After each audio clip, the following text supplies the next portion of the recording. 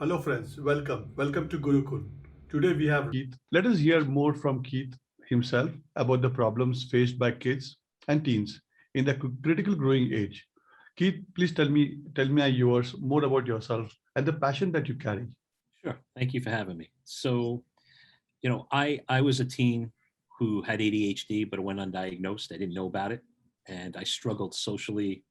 I struggled with grades. I had trouble making friends. I did have friends, but it was hard. I got bullied because I couldn't sit still or I couldn't focus at school. And when you're a teenager, back when I was growing up, it was we didn't know much about ADHD. It wasn't something that was so prevalent. Yeah. And now that I'm a father of two, I have a son with ADHD, and my daughter struggles with some anxiety. And just seeing these struggles and raising them and being involved in education. My wife's an educator. Uh, I used to sit on the. I was a parent member. I used to sit in the meetings with parents for teens with special needs to help make sure that they understood, what the school district could do for them, how they can help them. So I started getting involved. But my real story is I ended up going into hotel management and Oh, catering. My parents said to me, "Oh, you're really good with people." I wanted to be a child psychologist. That's what I always wanted to do. But we listen to our parents. They mean well, right? They worry for us. So I wasn't doing good in school. Being a child psychologist meant going to grad school and getting my master's. And they were like, you know, they were worried. So you're good with people. So I went into hotel management, and I spent most of my career running hotels and my own catering business. And about 7 years ago, I just decided I don't want to do this anymore. It doesn't resonate with me. I don't have the passion's not there. I need to do something more rewarding. And I went and got my coaching certification. And okay. I decided, this is what I want to do. I want to help teens. I don't want teens to have to deal with what I dealt with. I want them to be able to, be confident, understand that it's their differences and their uniqueness that makes us all the same, which is the truth. It's all of our uniqueness that makes us all the same. And kids with ADHD, I mean, it's just a label. It only means something if you allow it to. But other than that, it's just a word. I mean, the kids with ADHD when I was growing up were the bad kids that couldn't behave. The teachers would yell Yeah. at them, but nobody understood these kids. That's, hey, they learn differently, and I think now it's so much different. I mean, there's so much more support for kids with special needs. Yeah. But again, I hate using labels. I say it so you understand that I had it, but the truth is, to me, a kid with ADHD, it's just a kid who learns differently. That's all it really is. So, True. True. I'm really focused on empowering teens, especially, and not just kids with ADHD. That's my story, Yeah. Okay. but all teens to be more responsible, to be kinder to each other. Um, to recognize the importance of Yeah. that generation is our future, and like they need to make better choices and more responsible choices, and that's really my main goal. Right. And if I want to just comment, your story pretty much resonates with every kid with in a different variation. Uh, Certainly speaking, if you look at the teens, they are look for attention. They look for attention, and if they don't get it, get into a cycle of self anxiety, and then it's always a a downwards slope, which is very hard to recover unless you have somebody who can handhold you. Like mostly it's parents, but parents sometimes they don't have time. Then it becomes really really difficult for kids to learn in this to live in this world. And commenting on your ADHD, yes, over the generations, I think we have all uh, understood the impact of what happens for the special needs to, and then the knowledge is itself has grown over generation to understand how to take care of the special needs people. And I think you have a very great story to say. Hmm? Thanks for your story that you're sharing with our viewers. No? So if I have to pinpoint in today's life, right? You have, as I just pointed out, you have students from the college or from school, high school. They have a peculiar habit about uh, displaying about their self-esteem. They want to say that here I am, even though I am not a young kid, I am not very old, but here I am. They have their own self-esteem. They're building it over, and then their body is growing. They're changing. The hormones are changing. So those kind of mental pressures, as well as the outside pressures, are there building up in today's contemporary kids. And this is not just for today. I think it's been happening for every child over generations together.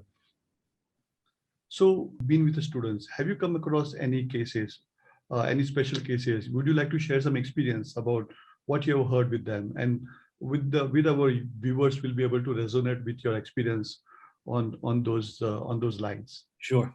I think, yeah, I can give you specifics, but to be honest with you, what you're asking me is a very common theme. A lot of kids, I hear the same answers, or I go through the same dialogue with, and a lot of it has to do with, number one, we live in a very connected world, right, with technology.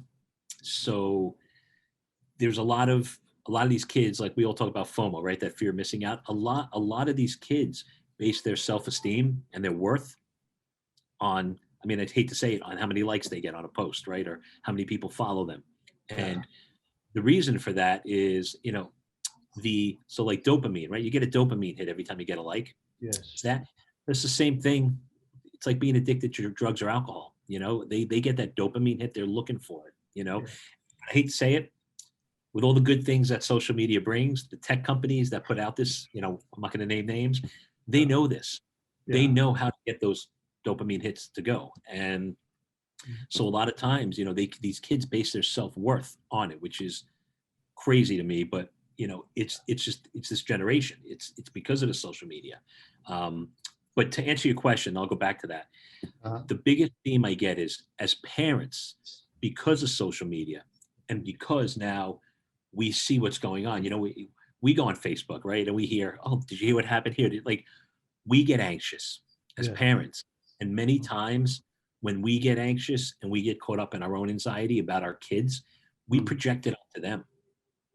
And we don't mean to, but we do, and some more than others. Like, I'm sure you've heard the term helicopter parents, right? The parents that are, constantly on top of them. I mean, they're doing it because they're coming from a loving place, but what they're creating is a child that doesn't know how to fail, a child that doesn't feel empowered at all.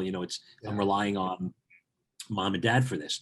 And parents do it because they care, but we don't realize the damage that can really do to their mental health. So what ends up happening is kids detach from their parents as far as speaking to them about what's important or what's bothering them. I can't talk to my mom and dad about this. They're going to get crazy. They're going to get so anxious.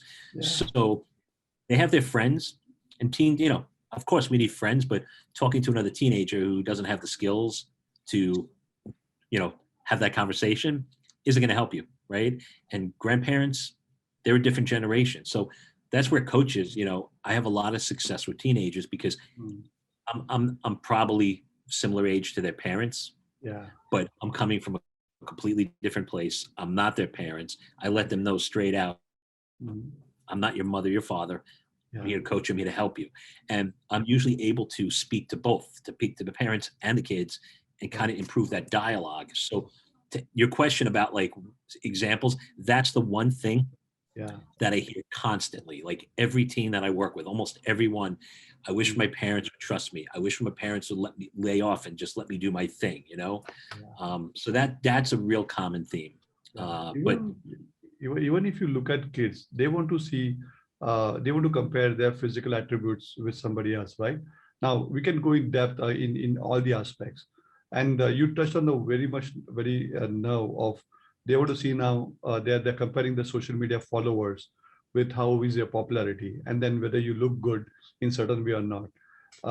Initially you started with everyone is unique in their own way, and that's what makes us common. I think that giving that kind of knowledge feedback to our key teens is what I think will create some difference in them. It's being authentic. It's being their authentic self, not trying to be somebody else because they feel like they need to fit in, but just being who they need to be.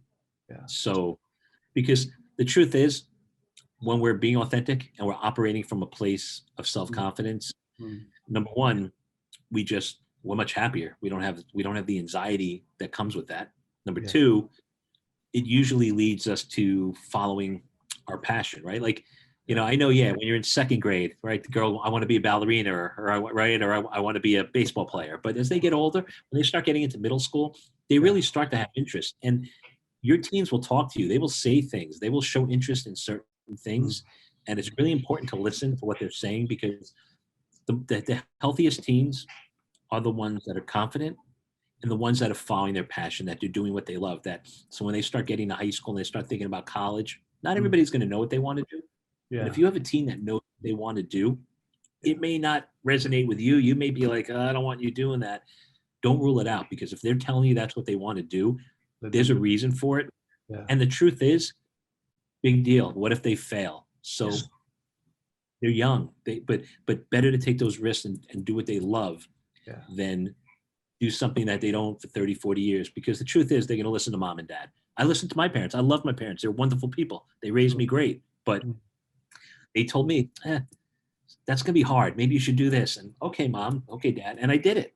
But for 30-something years, I was in a career that wasn't really passionate. Now I wake up in the morning and I'm like, I don't feel like I go to work. Everything I do is just serving people. And that for me that's passion. Once you awaken that, you're unstoppable. And if you can get teens to do that, just imagine the world we live in. If everybody was doing what they wanted and what they were good at and what resonated with their values and what was important to them, so much more happiness, and mental health in general would be so much better overall. Very, very true. Very true. So if you look at the cyber presence, or you can say the addiction towards social media, right? Cyber addiction, you could say.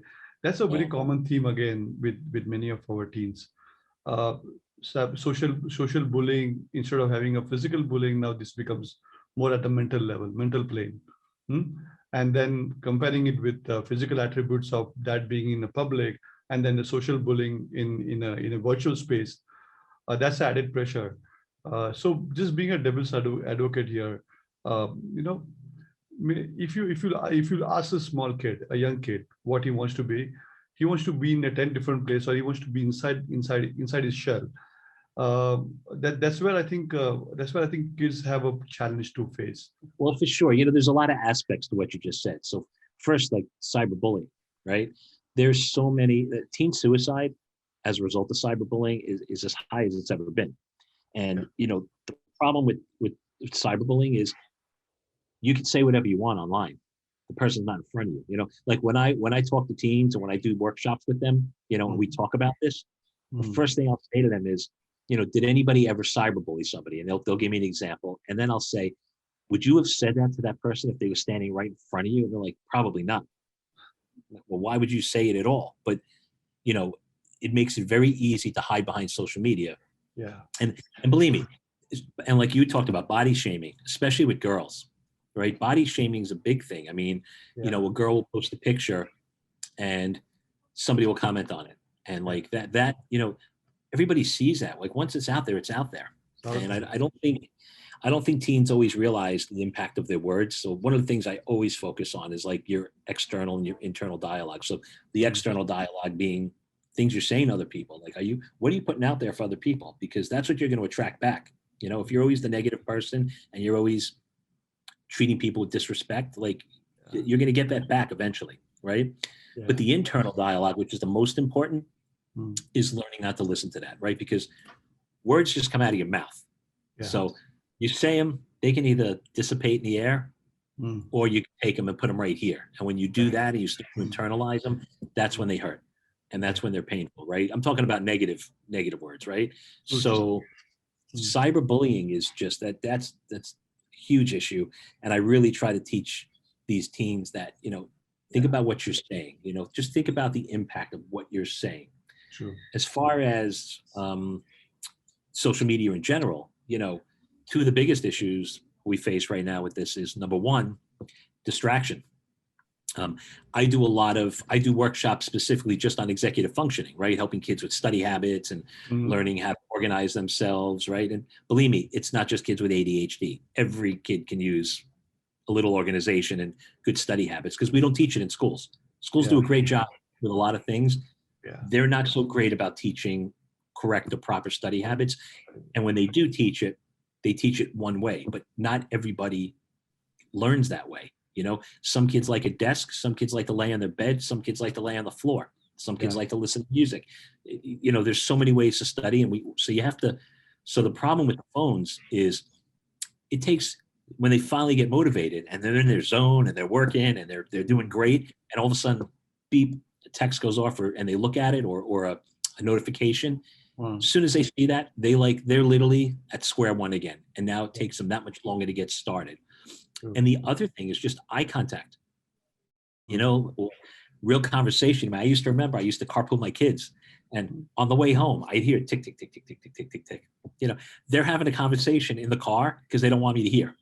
You know, Yeah. and I'm like, "What are you guys doing?" I'm like, "Who are you texting? Each other."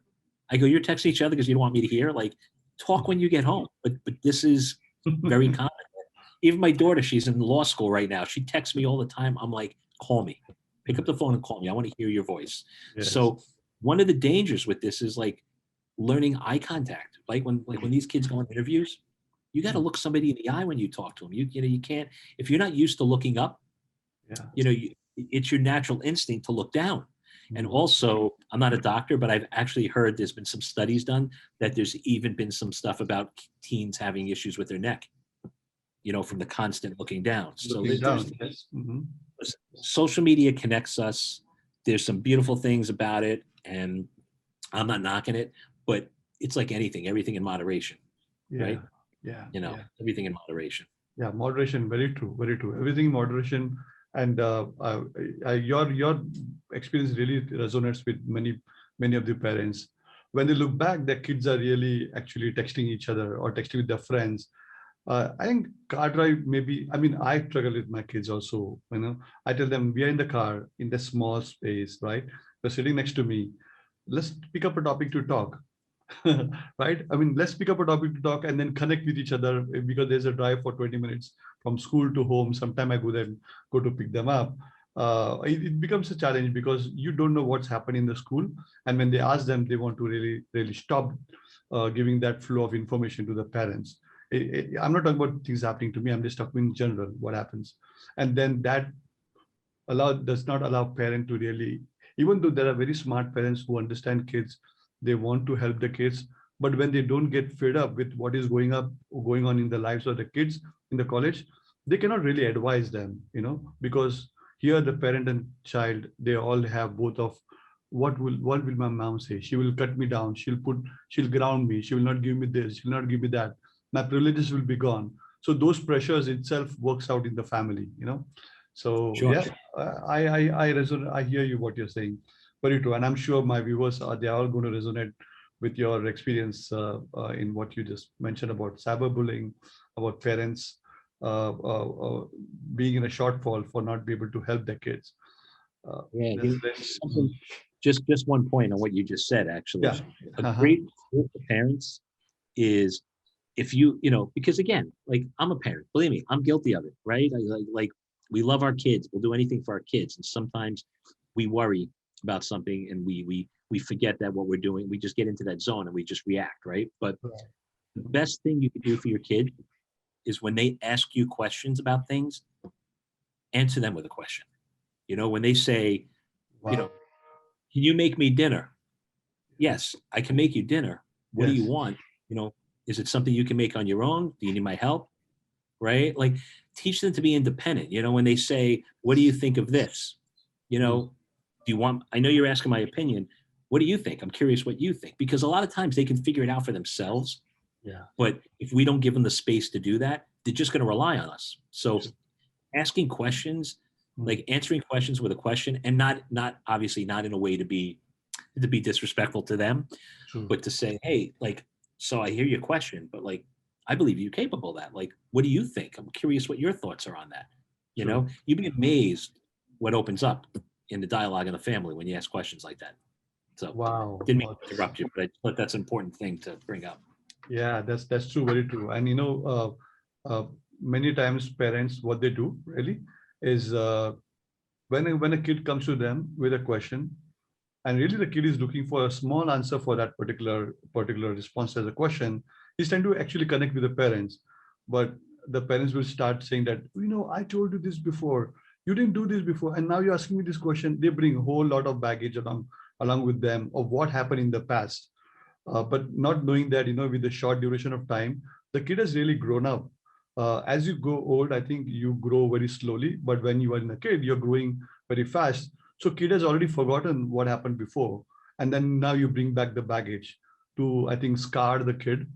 You scar the kid like for the lifelong, that shit, why did I bring this up, and then got scolded for not doing a particular thing which I didn't want to do, right? So I think it's a big cycle where parents have to stop somewhere. They have to break somewhere, to allow the kids to give them space, as just you mentioned.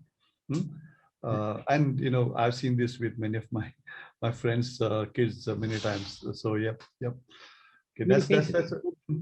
Sorry, go ahead. You were saying something. Go ahead, No, no, please. no. I just said it's all about communication, like learning to communicate with your kids and being present with them. And as busy as you get, learning to, like, when they're talking to you, to stop what you're doing and listen. Like, I guarantee every parent here listening to this will raise their hand, right? That you're watching a movie or you're doing something with your child and you check your phone, and your child said, "You what? Can you not check your phone?" Right? We've all done it. I've done it. I feel terrible when I do it, right? But it's like, but that's your child telling you, like, can you be with me right now? Like, I'm here to spend time with you. Because if you keep doing that, that kid is going to get that message, and eventually you're going to be like, hey, you want to do something? They're going to say no. It's not because they don't love you. They're just like, you're going to be on your phone the whole time. I'd rather go hang out with somebody who can pay attention to me. True. All right, I didn't So, interrupt you. yeah, no worries. No, you said that means what you're explaining to our viewers is that be expressive with your kids, and when it's a alone time with them, just be 100% with them. Don't you can everything else can stop. Just focus on them for that short duration of time. That's a great advice, Keith. That's a great advice. Yeah, and I think our viewers, parents especially, will really focus on that aspect of the advice. It's basically a byproduct, or you can say it's basically the product, or the impact that happens on our kids, right, as growing teens. It certainly leads to then a downward spiral of kids going through that anxiety moment leading to depression, and then that depression leads to, as you said before, that you need a dopamine shot, you go to the wrong path, right? Drugs, alcohol, smoking, or they are not having any vices, they just go off in a different tangent of being antisocial, right? So that's become kind of a byproduct, or you can say that the end result of years of neglect, and not able to tackle the difficult situation or help teens tackling that situation. So let's move on to that kind of a topic. Okay, so anxiety and depression. Obviously, with COVID, right, that depression in teens and anxiety has increased tremendously, Sure. for so many reasons. I mean, one, especially high school kids, who, 12th graders, more importantly, and college kids, right, who are looking forward to this experience and now they don't get it. But even the distraction piece, like all kids, middle school, high school, college, right, to learn from home, right? Because there's like, my son's actually home learning. He's in college, and he chose to take the semester from here because can't do anything, right? So Sure. it's Zoom. It's like, enough Zoom. Like, how much can you sit on Zoom and do class, right? And you just can't possibly have the same personal interaction and learn the same way. There's too many distractions around, right? Like, you're on the computer. It's so easy to just go on YouTube while you're, in class, right? So there's so many distractions. It's made it much harder for them to learn. They don't have the outlet with their friends. So where are they? They're in their room, right? Most of these kids are locked in their room because they don't want mom and dad to hear everything going on, hear all their conversations. And that's their safe space. But the problem is that safe space kind of becomes unsafe when that's where they spend all their time. Yeah. So that leads to a lot of anxiety and depression. The other thing that has really increased anxiety in teens now is, and I will say COVID has had a lot to do with it, but even pre-COVID, kids that are disorganized, kids that don't have good study habits, kids that are all over the place, right? And that's so many kids, right? The problem is, when you don't feel like you're accomplishing anything, or you don't feel like you're making progress, it's going to bother you. You're going to feel bad about yourself, right? So it's like, if you didn't study hard enough, if you did poorly on that test, but if you did poorly on that test, it could have been the way you studied. It can have nothing to do with your knowledge, right? Or you have that paper due, and it's like, oh my God, I forgot about it. Now I'm doing it, 24 hours before, and it ruined my whole day. And now I'm stressed and anxious. Like, when you're disorganized, that is going to create tremendous anxiety. When you're organized and you have a planner and you organize your week, your personal stuff, your clubs, whatever it is. It doesn't just have to be school related.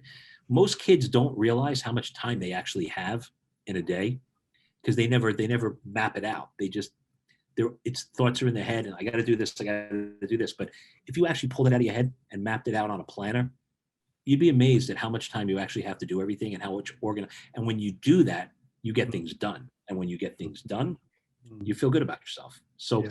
that is a tremendous part of where anxiety is coming from, and depression for sure with COVID. But the other thing is, like you said, it's how you grow up. Parents mean well, but if you're one of those parents that's going to be on top of your kid constantly about everything, like you're going to raise an anxious kid. Like I hate to say it, some people are going to probably hate me for saying this, but it's the truth. If you're on top of them for everything, they're going to be anxious, and that's going to be with them. And that's what you said. They're going to take that with them into adulthood. I mean, I work with a lot of adults too, and when I coach them, a lot of how they feel ties back to their childhood, Yeah. right? And and the other thing I would say too is, and this is good for teens, that if any teens are listening to this, as parents, we raise our kids based on how we were raised. Nobody gives us a book and says, all right, here's your child and here's the instruction manual. It's like, they go, here's your child, and it's like off to the races. We got to raise a kid now. So we only know what we know from experience. So we raise our kid.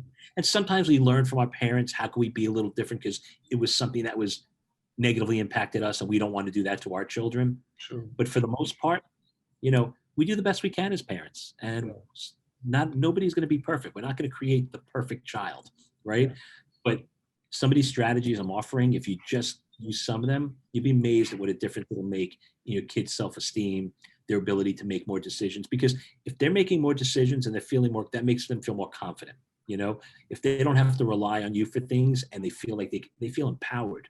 Yeah. Empowerment is really the key to self-confidence. It's liberating when a teen can realize that they're capable of so much more than, the bubble that's been the protective bubble that's been created around them. So. True. And you said you put a very good point about teaching the kids to plan themselves, right? Because see, nobody comes in this world knowing what they're really going to do. And especially when you're in teen, you have so much of energy, you have so much of power, you have so much of broad understanding. You're not prejudiced or adulterated with many thoughts. You have clean mind and you have a clean soul. But along with this power that you have, you also have the unorganized state of mind where everything is there, it's just going past, right? So the training kids to be organized, they will find so much time that they would be trying to say, oh, I could do this extra, I could do this extra.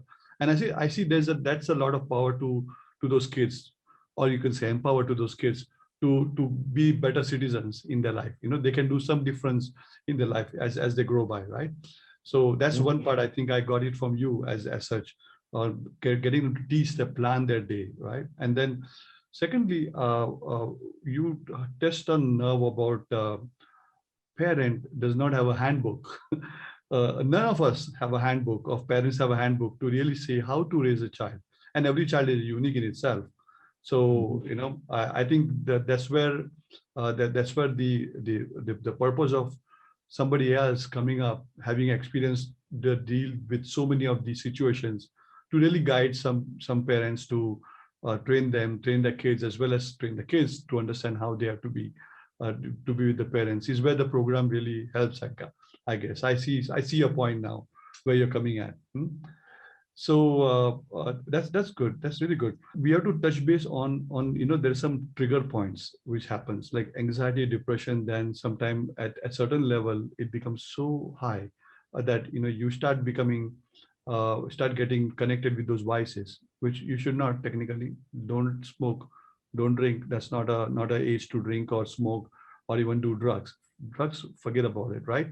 So what is a trigger point? Have you had some kind of a experience or you've seen some cases where say, no, this thing, boom, it triggered it. Can you share some experience with you? Yeah, sure. Well, there's two types of triggers that I've experienced. I mean, there's many. The two that I see the most, one is peer pressure, right? I mean, there's just kids out there that are, for whatever reason, they got into the wrong crowd, and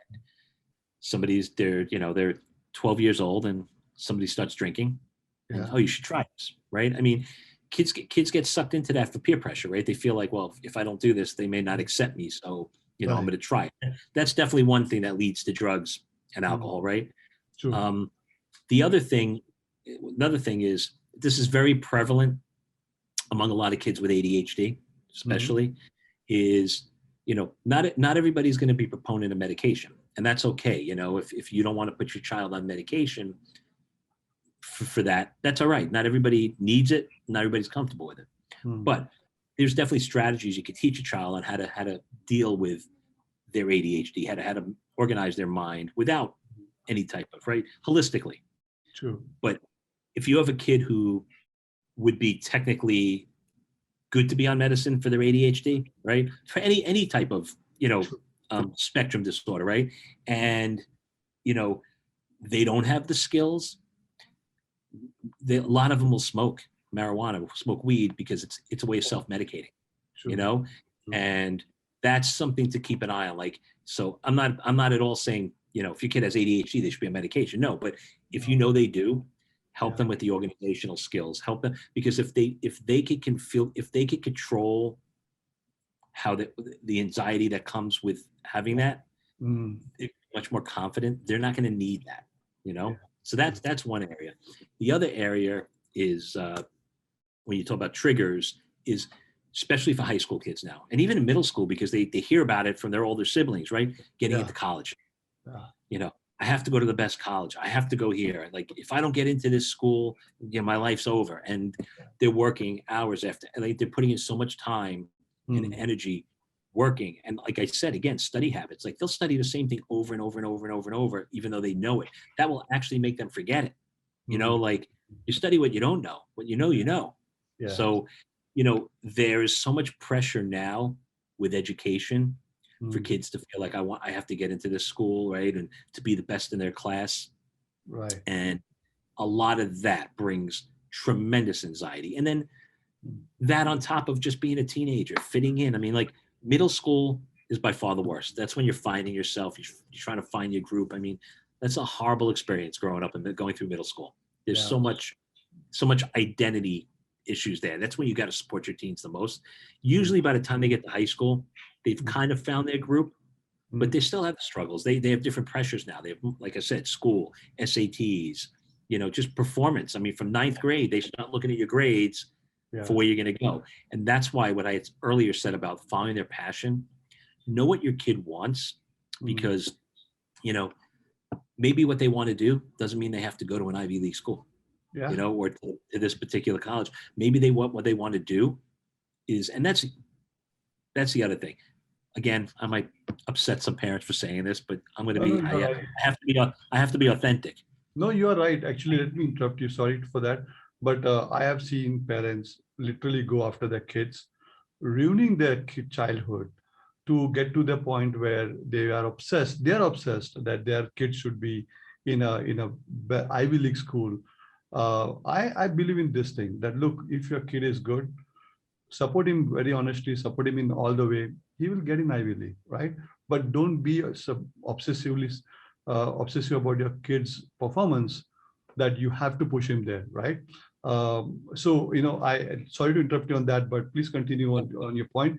But I wanted to stress on this and tell my viewers, especially the parents, that look, just back off, allow the kid to develop his own skills and let it mature, help him to mature that skills, right? So back to you, Keith. Sorry about it, please. Yeah, no worries. I agree with you. And by the way, I'm not even just saying Ivy League, just there are certain, like I live in New York. So like we have certain state schools here that are really, really like superior to some of the other state schools. And all the kids are trying to get into this particular one or two. And all I'm saying is, and this is what I was going to say that I think parents won't like, is I think college is really important, but I think where they go is overrated. Yeah. I think if you raise a confident, hardworking, street smart, intelligent child, they're going to be successful no matter where they go. I went to a school that was okay. at the time. It's actually a great school now, but when I went, it wasn't even a university. It was a college, right? It's changed over the years.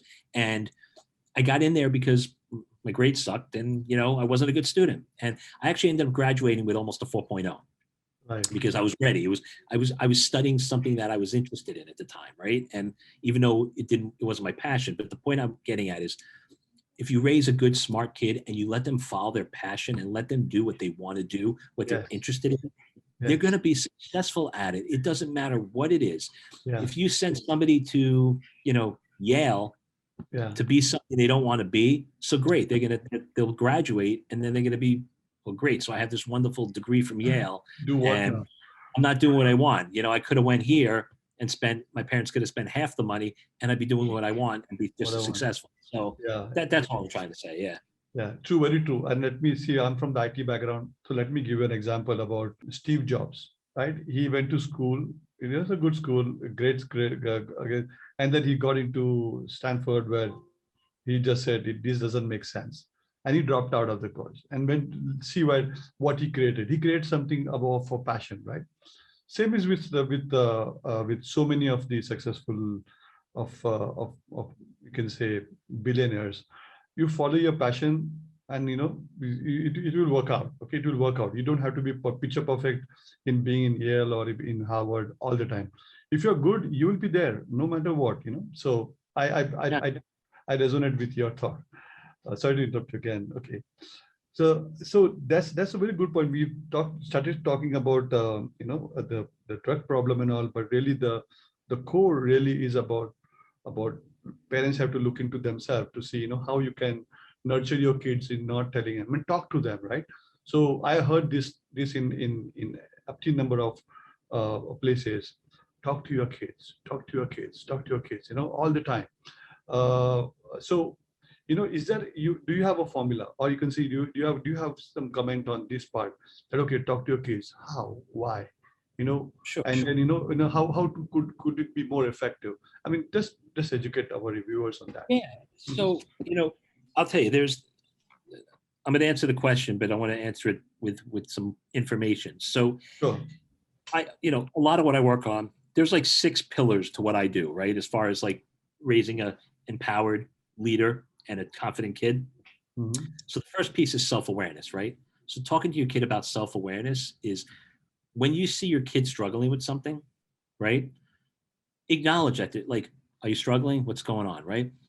Acknowledge it with them. Say, you know what? I get it. I understand that's a struggle. Like we can do something about this. If you Right. feel this is a struggle for you, we can do something about this. It's a way of getting your kid to understand that this is an area that they just need a little support in. And if you approach it that way, instead of like, what's going on? Why can't you do that? Right? No, like, listen, Mhm. I know you're struggling. Helping them become self-aware of Mhm. what's not working for them. Even when Right. they come home, they tell you a story. Oh, this happened. And say, I hear you.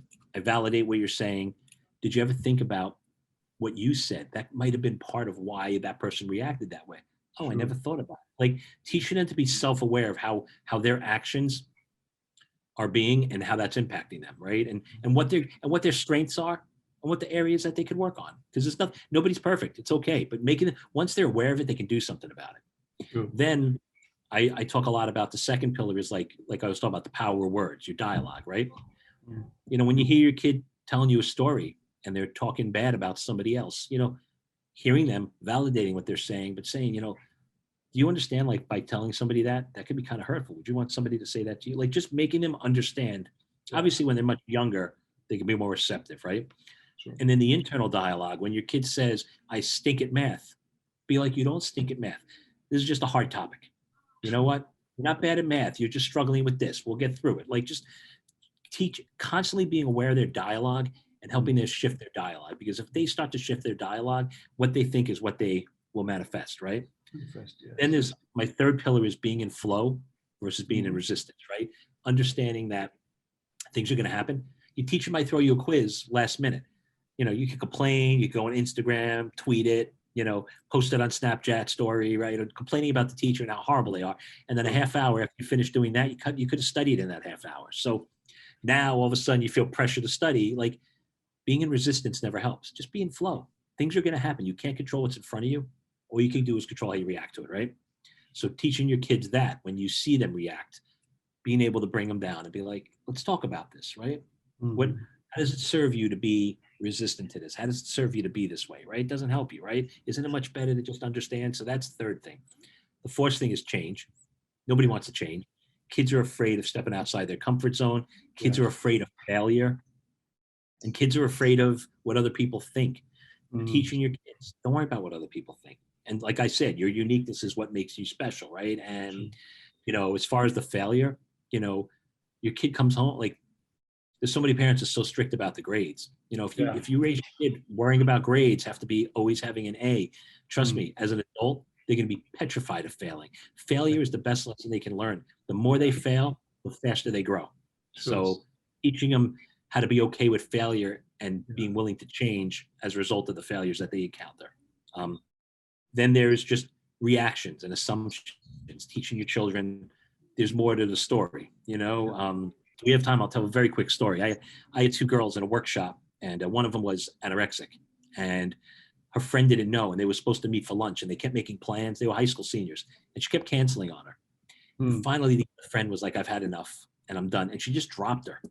And Okay. this girl was so devastated. She was in therapy. She was in residential therapy, right, for Yeah. anorexia.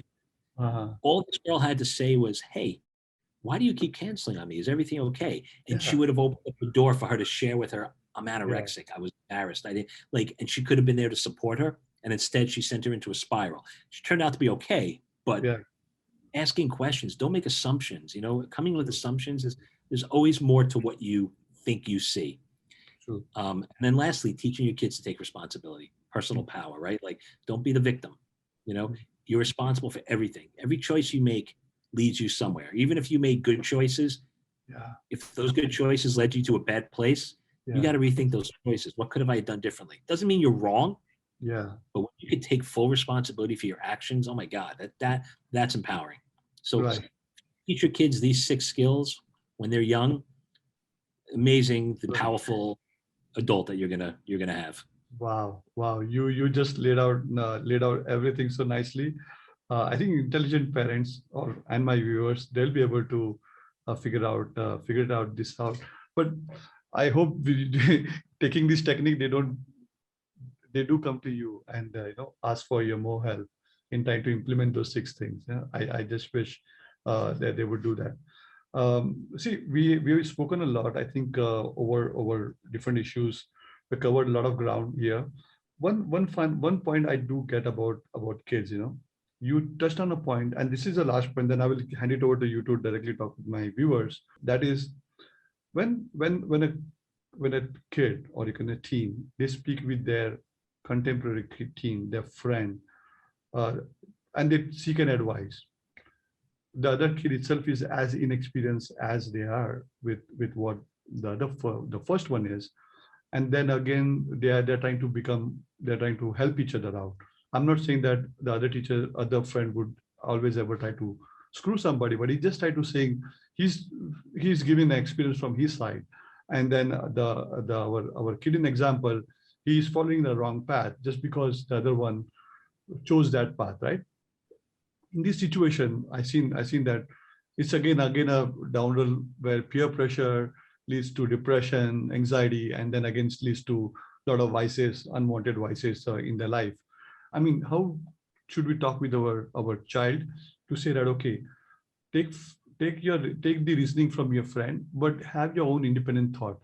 How to handle that situation? Yeah, So there's a quick answer, and then there's the really difficult answer. The I quick know. answer is, are your kids going to talk to you?